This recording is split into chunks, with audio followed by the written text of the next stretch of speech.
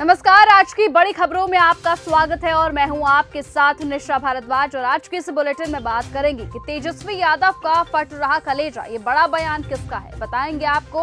अखिलेश यादव ने एसआईआर पर कौन से सवाल उठाए हैं, दिखाएंगे आपको कि दिल्ली में अंबेडकर मैराथन की क्या है तैयारियां। और बुलेटिन के आखिरी में देखेंगे ऊर्जा के बढ़े बिल से क्यों परेशान हुए यूके पीएम।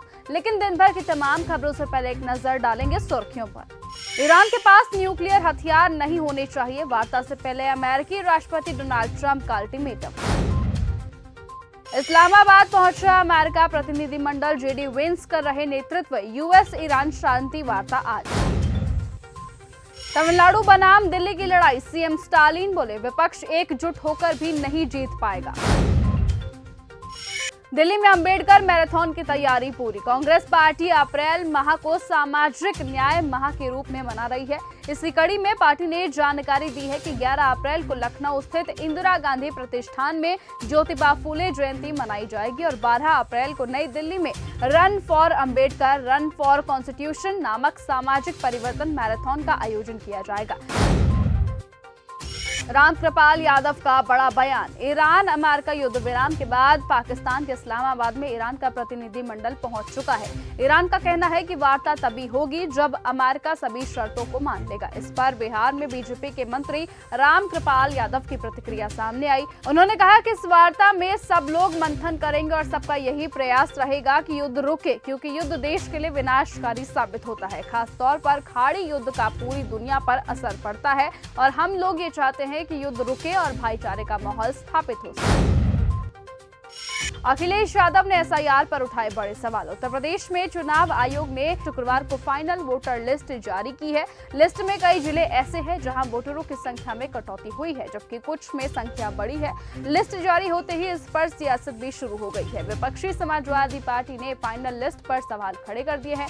सपा ने प्रदेश के मुख्य निर्वाचन अधिकारी को ज्ञापन सौंपकर कई डिमांड भी कर दी है। साथ ही साथ सपा के मुखिया अखिलेश यादव ने भी मतदाता सूची को लेकर चुनाव आयोग पर बड़ा हमला बोला।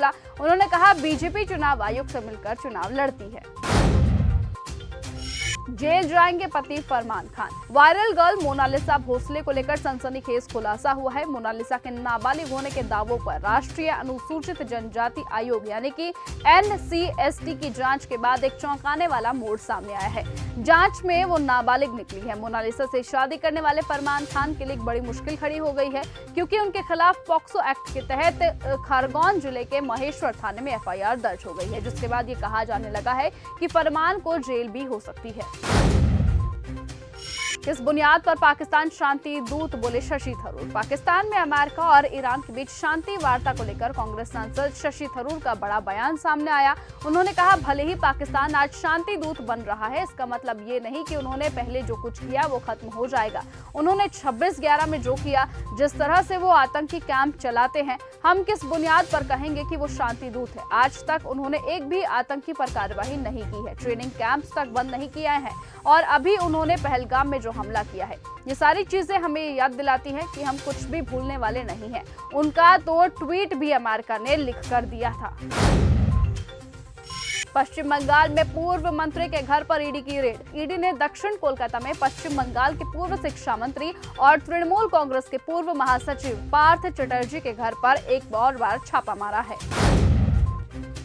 तेजस्वी यादव का फट रहा कलेजा। पटना में तेजस्वी यादव के बयान पर बिहार सरकार के मंत्री रामकृपाल यादव ने कहा बीजेपी ने लंबे समय तक बिना किसी शर्त के मुख्यमंत्री नीतीश कुमार को लगातार समर्थन दिया। लंबे समय तक नीतीश कुमार के नेतृत्व में एनडीए की सरकार चलती रही। अब तेजस्वी यादव और आरजेडी के कुछ नेताओं को अच्छा नहीं लग रहा है।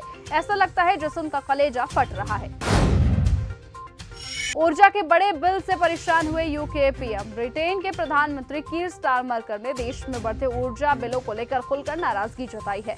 उन्होंने कहा अमेरिका के पूर्व राष्ट्रपति डोनाल्ड ट्रंप और रूस के राष्ट्रपति व्लादिमीर पुतिन की नीतियों के कारण बार बार बदलते ऊर्जा दामों से तंग आ चुके हैं। स्टारमर ने कहा कि देश भर के परिवार और बिजनेस लगातार बढ़ते घटते ऊर्जा बिलों से परेशान हैं। उनके मुताबिक वैश्विक स्तर पर ट्रंप और पुतिन के फैसलों का सीधा असर ब्रिटेन की जनता की जेब पर पड़ रहा है। केंद्रीय मंत्री धर्मेंद्र प्रधान का मल्लिकार्जुन खड़गे को सीधा जवाब। महिला आरक्षण बिल को लेकर कांग्रेस ने केंद्र सरकार पर कई गंभीर सवाल खड़े किए थे। ऐसे में कांग्रेस अध्यक्ष मल्लिकार्जुन खड़गे ने कहा, सरकार महिला आरक्षण को 2029 के चुनावों से लागू करना चाहती है। इसी कड़ी में अब मोदी सरकार के संसद की बैठक अपने राजनीतिक फायदे की मंशा से बुला रही है। उनके इस आरोप पर अब केंद्रीय शिक्षा मंत्री धर्मेंद्र प्रधान ने पलटवार किया। उन्होंने एक्स पर एक पोस्ट में खड़गे को टैग करते हुए लिखा, मल्लिकार्जुन खड़गे जी, महिलाओं के लिए आरक्षण राजनीतिक श्रेय लेने के बारे में नहीं है। ये महिलाओं की गरिमा, प्रतिनिधित्व और उनके सशक्तिकरण के बारे में है। देश की महिलाएं नतीजों की हकदार है, ना कि बार बार किए जाने वाले उन वादों की जो कभी हकीकत में नहीं बदलते। हम हॉर्मोज स्ट्रेट जल्द ही खोल देंगे। जब अमेरिकी राष्ट्रपति डोनाल्ड ट्रंप से पूछा गया कि एक अच्छा समझौता कैसे होगा, तो उन्होंने कहा, परमाणु हथियार नहीं, यही इसका 99% हिस्सा है। उन्होंने ये भी कहा कि हॉर्मोज खुल जाएगा, हम इसे जल्द ही खोल देंगे। ईरानी डेलीगेशन पहुंचा पाकिस्तान। ईरान के संसद अध्यक्ष मोहम्मद बाकिर कलीबाफ के नेतृत्व में एक ईरानी प्रतिनिधिमंडल अमेरिका के साथ शांति वार्ता के लिए इस्लामाबाद पहुंचा है। ये संघर्ष को खत्म करने के प्रयासों में एक महत्वपूर्ण राजनयिक चरण की शुरुआत का संकेत है। ईरानी मीडिया के मुताबिक प्रतिनिधिमंडल ने कहा कि बातचीत तभी आगे बढ़ेगी जब वॉशिंगटन तेहरान की शर्तों को स्वीकार करेगा। ट्रंप की ईरान को खुली धमकी। अमेरिकी राष्ट्रपति डोनाल्ड ट्रंप ने कहा कि अगर इस्लामाबाद में अमेरिका और ईरान के बीच होने वाली बातचीत फेल हो जाती है तो अमेरिका हमला करने के लिए पूरी तरह से तैयार है। उन्होंने बताया कि अमेरिकी युद्धपोत में तेजी से नए और सबसे आधुनिक हथियार भरे जा रहे हैं ताकि जरूरत पड़ने पर ईरान पर हवाई हमले किए जा सके। ट्रंप ने इंटरव्यू में कहा कि अगले 24 घंटों में साफ हो जाएगा कि बातचीत सफल होगी या नहीं। 72 घंटे में ईरान ने बना दिया पुल। ईरान के काशान के पास स्थित यहाया आबाद रेलवे पुल, जिसे 7 अप्रैल को अमेरिका और इजराइल के हमलों में नुकसान पहुंचाया गया था, उसे सिर्फ 3 दिन बाद ठीक कर लिया गया है। अब इस पुल पर फिर से ट्रेनें चलने लगी है। ईरानी मीडिया के मुताबिक इस हमले में 2 लोगों की जान गई थी, जबकि 3 लोग घायल हुए थे। अमेरिका और इजराइल ने 7 अप्रैल को हमलों में कई रेलवे स्टेशन, पुल और सड़कों को निशाना बनाया था, जिसके बाद इन्हें काफी भारी नुकसान हुआ था।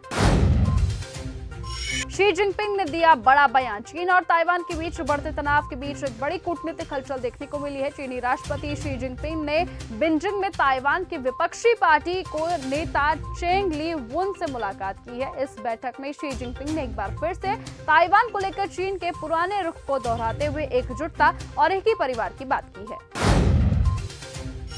ईरान की सेना पराजित हो चुकी है, बोले ट्रंप। अमेरिकी राष्ट्रपति डोनाल्ड ट्रंप ने कहा कि हमें किसी बैकअप प्लान की कोई जरूरत नहीं है।